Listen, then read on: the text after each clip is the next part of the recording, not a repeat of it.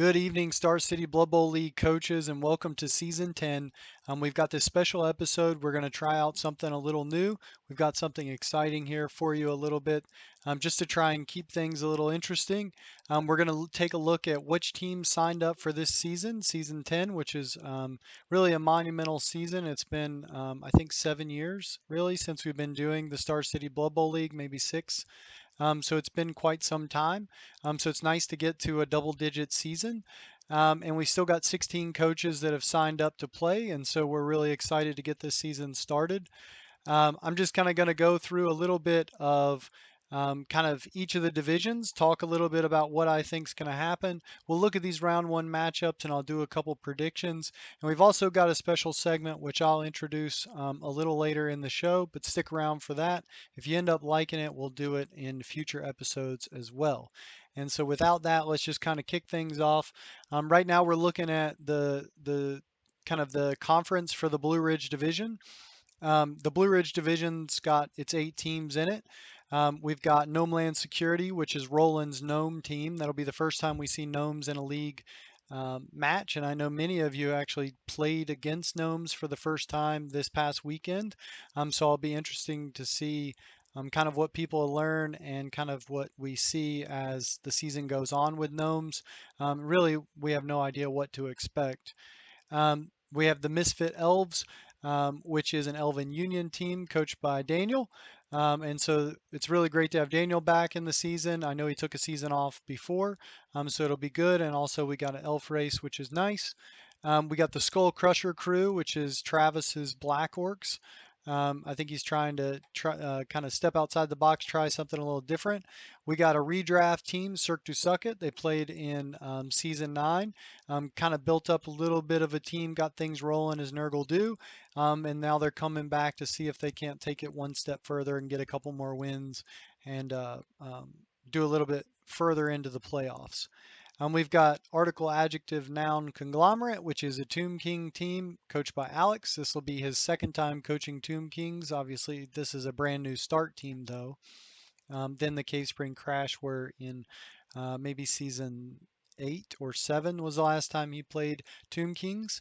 And we got the Silver Strikers, also an experienced Imperial Nobility coach. Shad's going to be coaching them. I think they were called the Silver Strikers when they were played before, also in season 7 or 8. I can't remember. But it'll be good to have them back and see their experience. We've got the Crimson Wave, which is a Corn team. The Corn are not really unfamiliar to Maurice's play style, which he generally prefers and likes a lot of surfing, a lot of frenzy. And then we've got one of our newer coaches, Lily Safri Sorcerers, a high elf team. They are a redraft team. I think they shocked everybody last season with a lot of upsets in the playoffs. And, high elves take a little bit to get going, but once they get going, they can really do some damage. And I'll be looking for Lily to do just that in this season as well.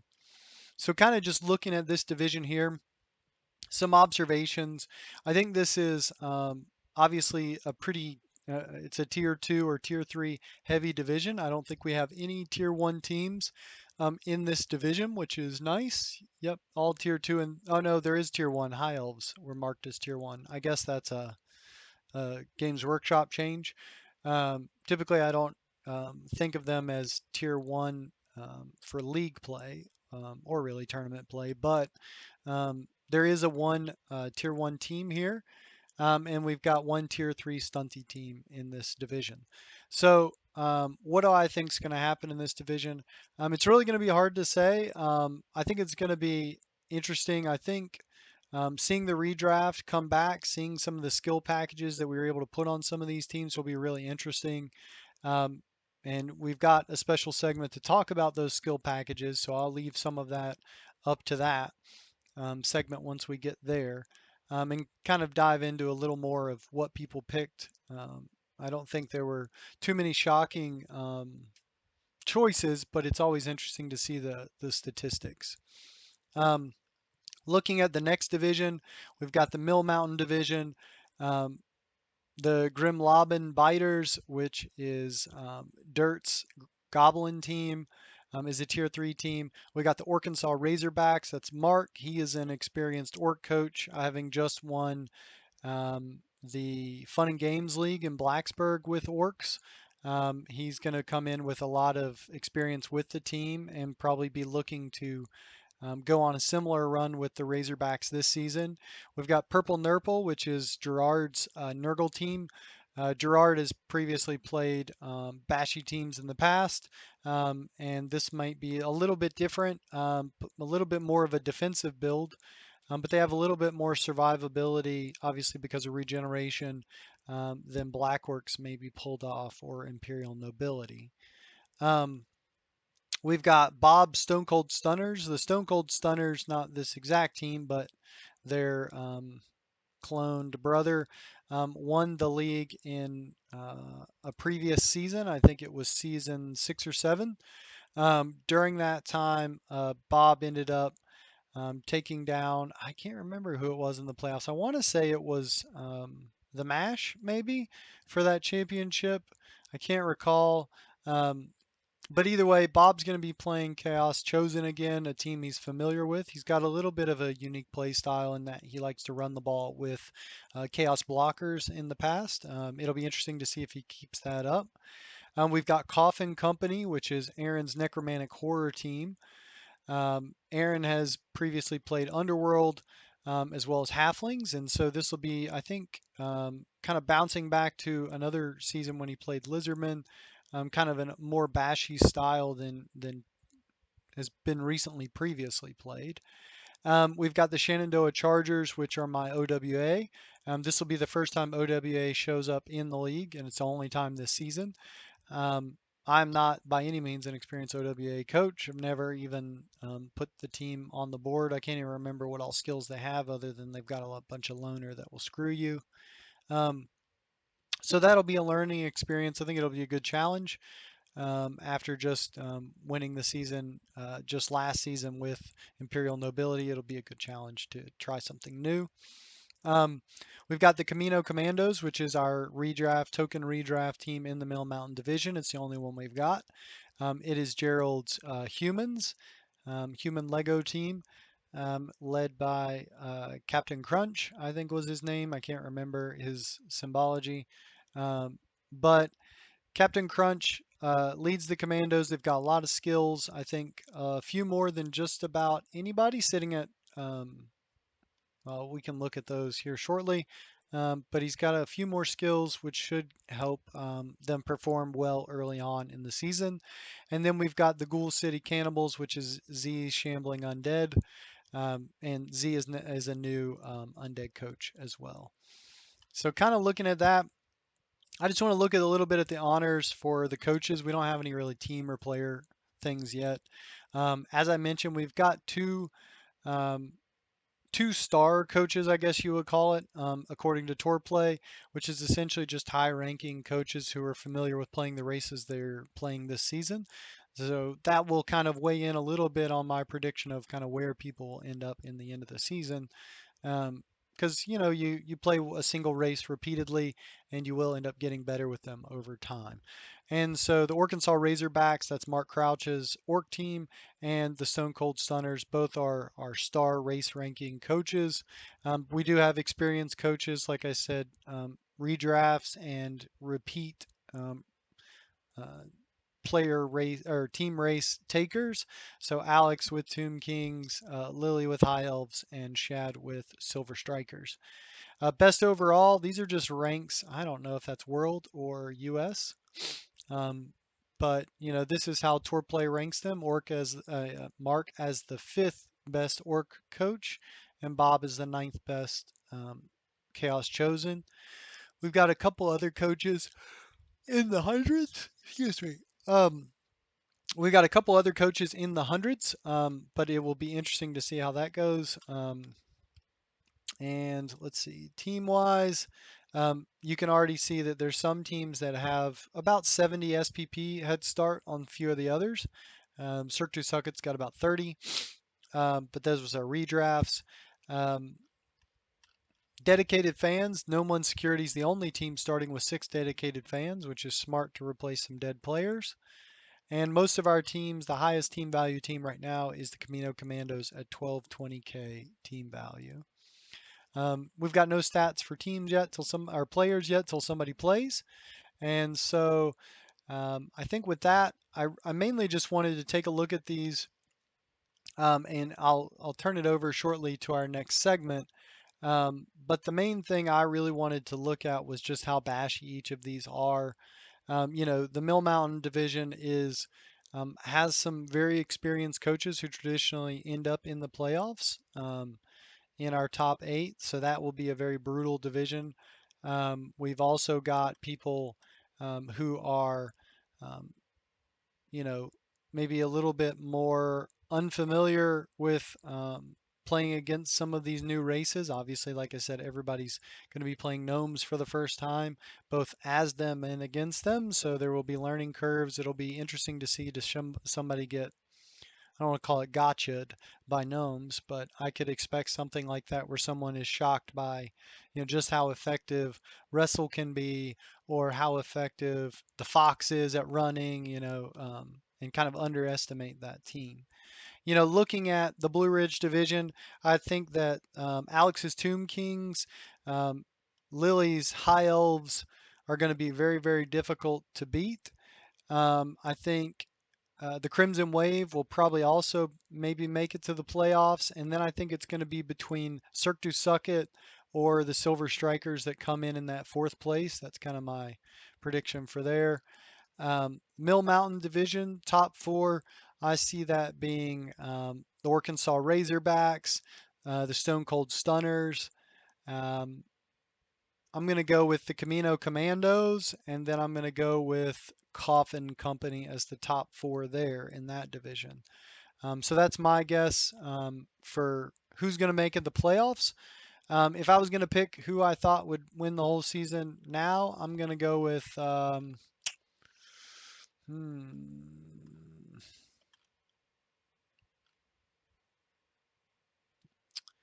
I think I'm going to go with Alex's Tomb Kings as who I think is going to win the whole season if I was to guess. And I think it's going to be the Arkansas Razorbacks against the Article Adjective Noun Conglomerate in the championship. And I think Alex will pull that one out, is my guess. Looking at not the calendar, the upcoming matches. So we've got the Silver Strikers against the Misfit Elves. So Imperial Nobility against Elven Union. We've got Safari Sorcerers against Skull Crusher Crew, Cirque du Sucket, and Gnome Land Security, Crimson Wave, Article Adjective Noun Conglomerate. And then in the Mill Mountain Division, we got the Stone Cold Stunners against Shenandoah Chargers, Coffin Company against Purple Nurple, Camino Commandos against the Ghoul City Cannibals, and Grim Lobbin Biters against the Arkansas Razorbacks. And so I'm not going to jump quite into looking at these matchups quite yet. I really want to wait and do something a little special for you guys. And I couldn't really do this thing without the help of someone who's actually a celebrity. So we called in a little bit of help to introduce this next segment, which is our Blood Bowl Sports Stats segment, which I think all of us are familiar with seeing those periodically in the Discord, but it'll be nice to have a segment on this show, I guess, per se. So, with that, I'd like to introduce who I think is been one of the funniest guys on TV lately. He is a rap icon. He also brings some special flair to the Olympics. And so, with that, I'm going to turn it over to Snoop Dogg to introduce our next segment. So, take it away, Snoop Dogg. For those who don't know or don't recognize this smooth voice, it's your boy Snoop D-O-double-G in the house. Let's give a big warm welcome to Aaron, joining us for the Star City Blood Bowl League video updates. We about to drop them sports stats like it's hot, keeping it real and fresh. Over to you, Aaron, on the mic. All right, Aaron, the floor is yours. Take it away. Thank you, Brandon and Snoop Dogg. Welcome Star City Blood Bowl League to Season 10. This year, to kick off the season, I wanted to show statistics on skills picked from the skills package for our new teams, as well as show the skill spread from our redrafted teams. In this spreadsheet, I have included the top picked skills as well as a breakdown for each individual team. If a skill was only picked by one team, it's been listed in the other column. An example of this being that the Shenandoah Chargers were the only ones to pick Pro. Even though it was put onto two different players, they were the only team with it as an added skill and have had it moved down to Other. To get into this spreadsheet, I have each item listed in order by tier. The redrafted teams were each listed on their own to show a clear line for anyone that wanted to see the difference. At first glance, the benefit to redraft lies mostly with having picked skill more than twice. For example, the Safari Sorcerers having Dodge picked as a skill on 4 players, or the Camino Commandos having 3 players with Block picked. It may come as no surprise that Block was the number 1 picked and redrafted skill, having been selected a total of 23 times across the board for a sum of 28% of accounted skill picks. With Block being our highest pick, Guard came in at a close second, being picked 19 times for a sum total of 23%, followed not so closely by Mighty Blow, having been picked 11 times for a sum of 13.5% of added skills, and Dodge right behind that, being picked 10 times for a sum of 12% of skills picked. Those 4 skills, I would say, are in a higher tier overall as being universally useful skills. Coming to the end of our skill chart, we have Leader and Tackle each being picked 3 times for a little more than 3.5% of total picked. Sidestep being the lowest of the repeat skills, being picked at just 2.5%. Overall, we have 82 skills added to our players this year at the start of the season, with many more to follow as games progress. I look forward to seeing how each and every team will shape up, and I am excited to add more statistical analysis for the upcoming season. If you enjoy this segment and want to see more, make sure to let us know and we'll add in some fun breakdowns. Thank you all for playing in this season. Back to you, Brandon. All right, and we're back. Thank you, Aaron, for that great stat recap. It was just really nice to see how the stats laid out, who picked what, depending on if they were agility or bash, or I wasn't so much shocked to see so much block and guard and mighty blow, but it was nice to see some people trickle in some other skills as well. So let's just go ahead and dive into these matchups. Let's get our predictions for round one. We'll wrap this video up and then we will call it a week and go on. So starting with the first matchup, like I said, we got the Silver Strikers against the Misfit Elves, 1150 team value against 1115. So we got about 35K in inducements. Petty cash, I'm glad, look at that, it automatically calculates that for you. That's one of the tour play. They know what we wanted. It helps me from doing math. Shad is an experienced Imperial Nobility coach, so he's got a little bit of an advantage there. Looking at this team, he's got an Ogre, only 1 Blitzer, but it's probably because he wanted to start with 4 bodyguards and both re-rolls, and a Thrower. And with that, he's got a Blodge sidestepping Blitzer, a Leader Thrower, a couple guard bodyguards, to start this off. 1150 team value, 2 rerolls. And then if we look at the Misfit Elves have 2 blitzers, 2 catchers, a thrower, the rest linemen, 11 players, 2 rerolls. Did take a double, a secondary to take guard. Then they also have dodge, and then leader. So the block guard sidestep is going to be really nice. If I was Daniel, I'd look to try and skill this player up really quickly to get dodged, because once you're a blodging guard sidestepper, you can be really, really annoying for your opponents. The main thing that I would look to do is obviously try to spread the ball around a little bit. The catchers will hog star player points quite a bit, and so if you're not careful, you'll end up with a season where you've got really all your skills on like 2 or 3 players, and that makes you really vulnerable to just one team with tackle mighty blow spread about, that can really end your playoff run. So looking at this, these two teams are in great shape. If I was going to guess what's going to happen, I'm going to go with Daniel hasn't played in a while, so I'm going to kind of count that against him as a little bit of a disadvantage. I'm going to go with the Silver Strikers winning this one by 1. I think that's going to be what it is. I don't think it's going to be a blowout. I think it's either going to be a 2-1 or a 1-0, but I think winning by 1 is what's going to happen here. I think that the stand firm of the Silver Strikers having those 4 bodyguards is going to make it hard for the Elven Union to open things up. With the 35K petty cash, I'm probably taking a mascot if I was Elvin Union, just for the chance that you get to use it in each half. Just remember it's a 5 plus to get the reroll. You get it for each half. If you fail that 5 plus, you still get the option to use a team reroll if it's something critical. So it can be really nice to try and fish out maybe one reroll for 30,000. And so that's what I would recommend happens in this one. Safri Sorcerer's Skull Crusher crew. So returning High Elves against the Skull Crusher crew. 75,000 inducements. I'm pretty sure I know what I'm taking um, already as an inducement, but let's take a look at these teams. Safri Sorcerers have 5 redraft players. They've got a Blodge catcher, Dodge catcher, and 2 Blodge blitzers, and a block thrower. Um, that's pretty much it right now. They've got an unskilled naked catcher and then the rest linemen. Um, and then they've got 3 rerolls, which is really great to start off with as an elf team. 1190 team value. Skull Crusher crew. We've got guard, mighty blow, block, naked black orcs, naked goblin bruisers. 3 rerolls, which is nice. 4 dedicated fans, also nice.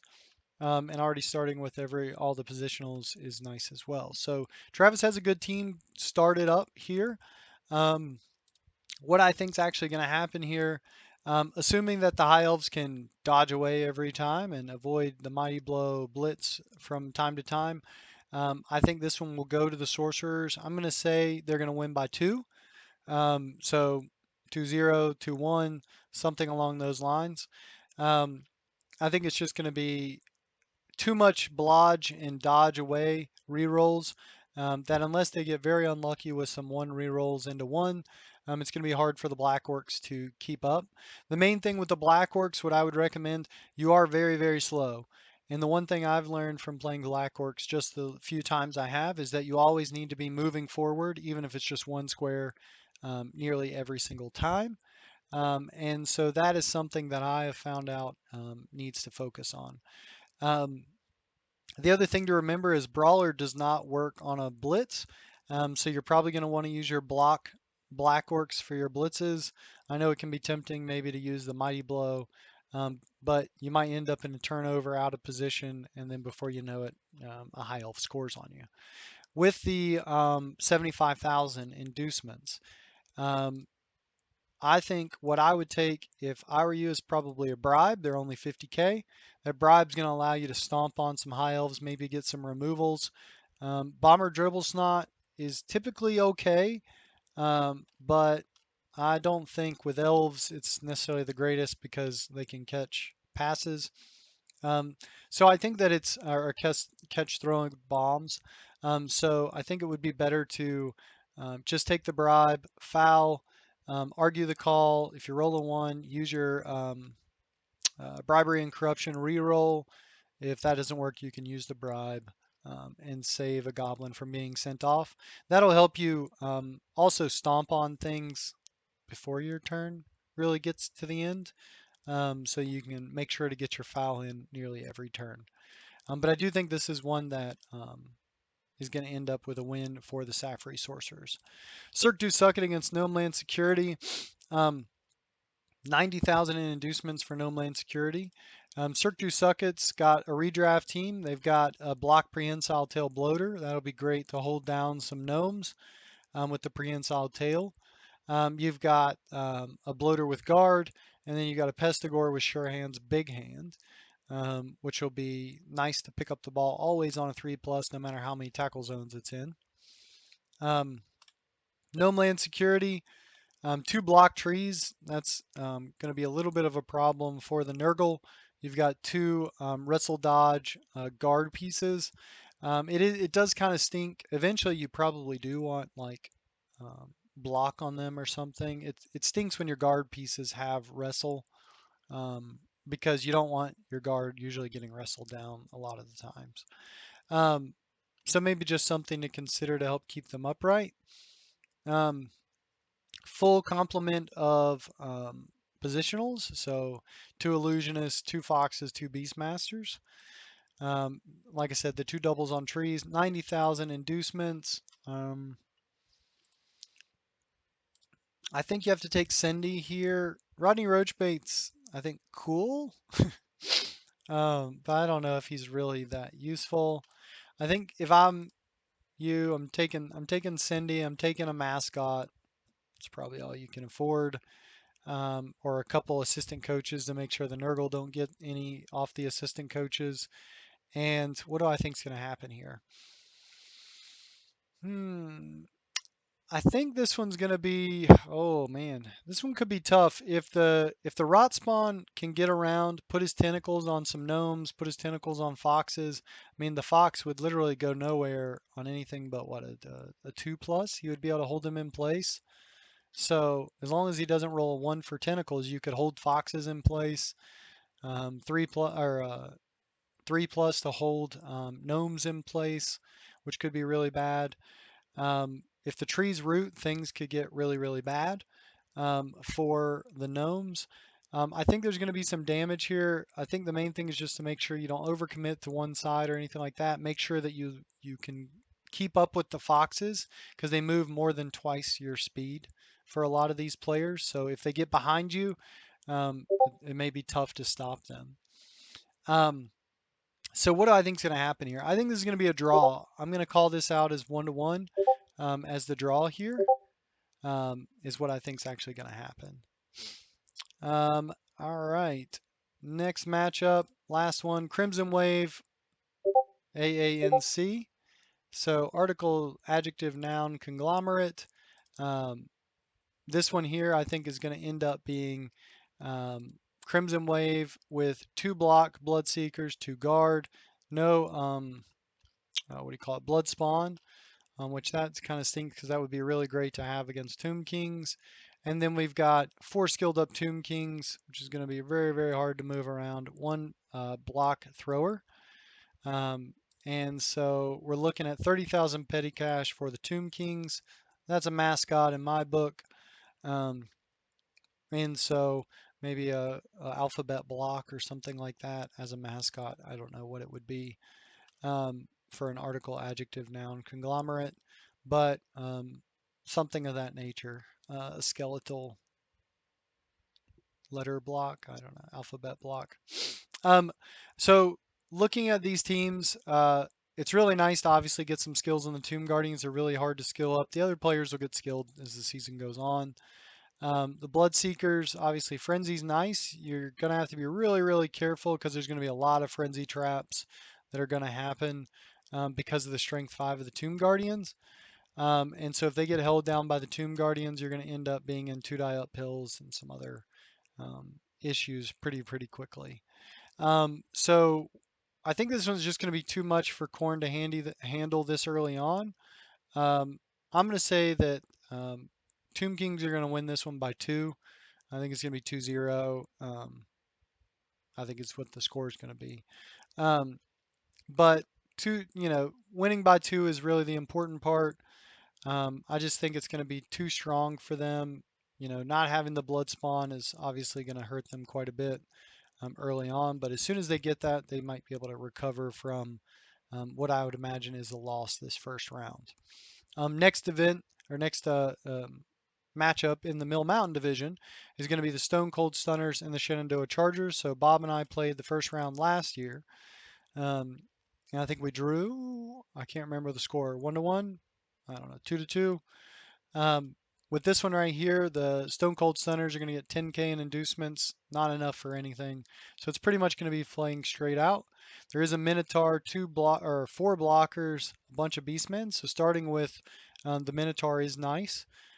We've got 2 rerolls, which is good. 2 Mighty Blow blockers, 2 Chosen blockers, and a Tackle Beastman runner. Looking at the Chargers, Old World, we've got a Treeman.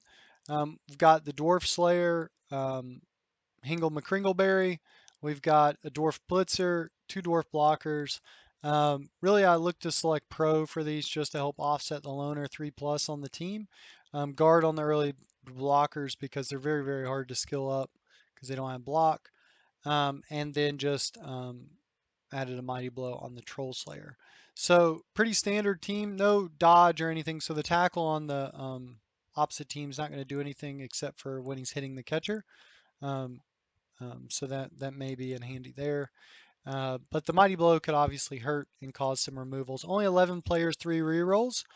Um, I guess the rerolls are so expensive. I was tempted to drop one and go with maybe a 12th player, like a halfling or something, but decided I could just get one in the future. Um, what do I think is going to happen in this one? I think the Stone Cold Stunners win this one, partially because one, I have no idea what I'm doing with Old World Alliance, but also, like I said, it's going to be just coach experience with the race familiarity that they're playing.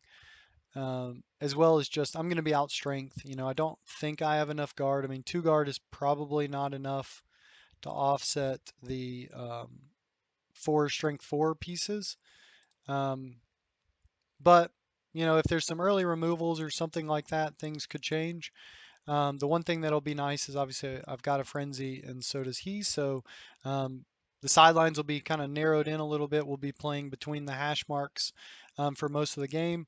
But I think this is one that Bob's going to win. I'm going to say 1-0 on this matchup right here with a 1 touchdown victory, whatever the score ends up being. I've got Coffin Company against Purple Nurple. So Necromantic Horror against Nurgle.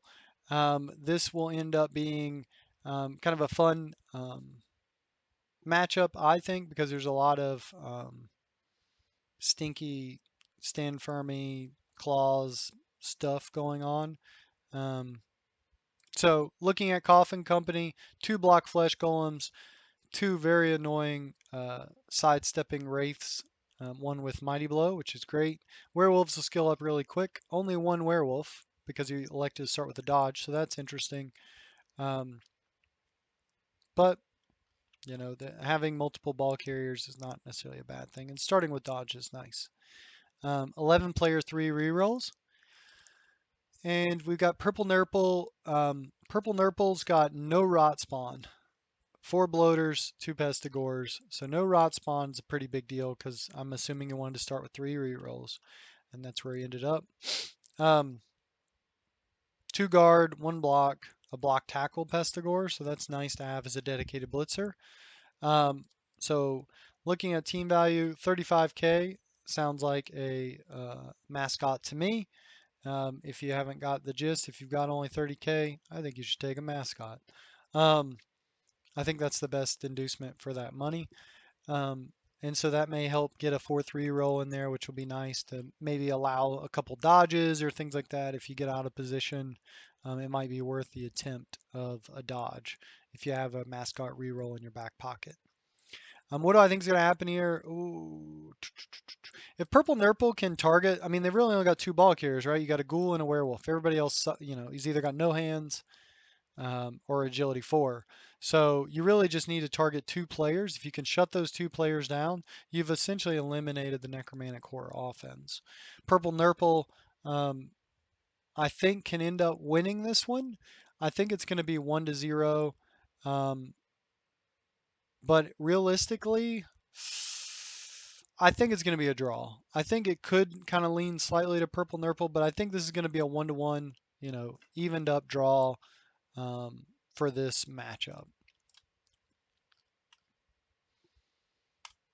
All right, Camino Commandos, Ghoul City Cannibals.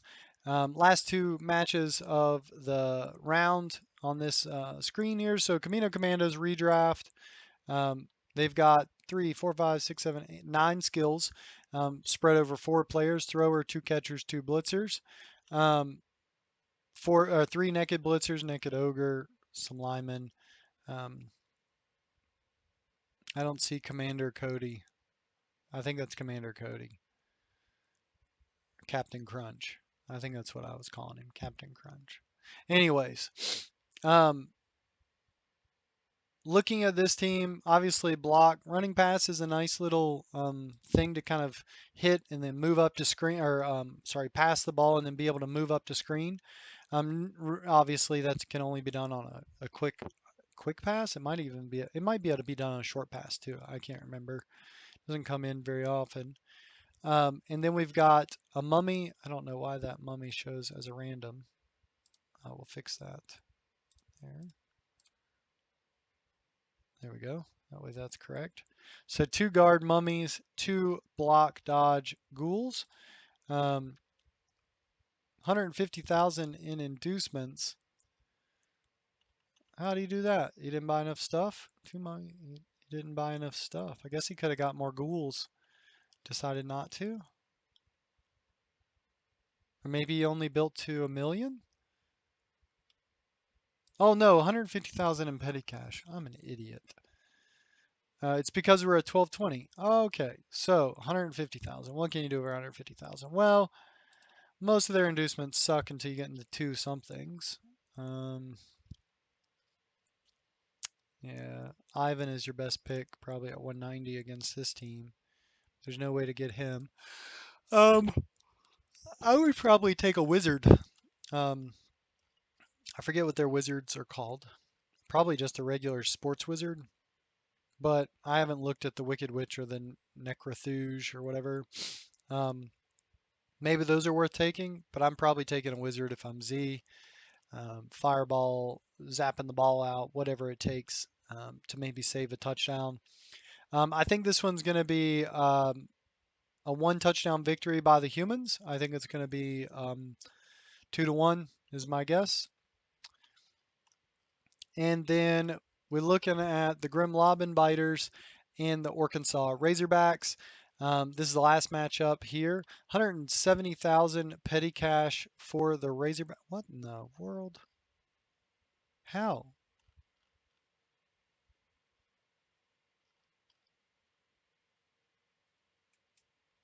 How do you only have 1045?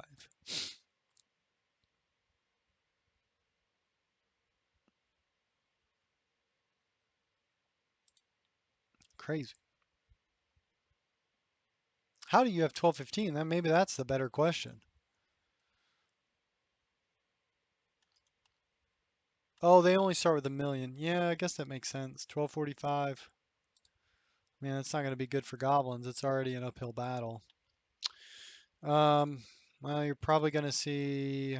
Oh man, what would be fun to play?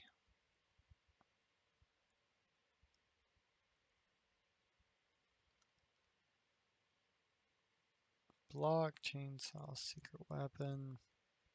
Hmm. I would probably take bomber, dribble, snot, and a bribe if I was you. That would be, yeah, either bomber, dribble, snot, and a bribe, or if you just want to have fun, is 70k for fungus? 80. I said it's 180 or 170k. 170. Yeah, not enough for him. I would get a bribe and bomber, dribble, snot, 20k, spend it on an assistant coach, and then just bombs away and have him for 2 drives, and that should be enough to do plenty of damage to some goblins. No longer get mighty blow on the bombs, but it's still really good to knock holes. This one's going to be a blowout. I think it's going to be a 3 touchdown win, 3-0. Orcs. Um, you may kill something, but it's going to be bad, I think. It's going to be bad. So 3-0, and that's the last matchup. So with that, I hope everybody enjoyed this segment. Thank you again, Aaron. Thank you for doing the sports stats. That's really interesting, and I hope that we can continue to do that in future videos. I hope to bring on other celebrities to introduce our segments, and if I can do that, I think that will be a cool little touch as well. And so with that, everybody, good luck in your first round matchups. Have a good evening, and yeah, good luck in season 10. Thanks, everybody.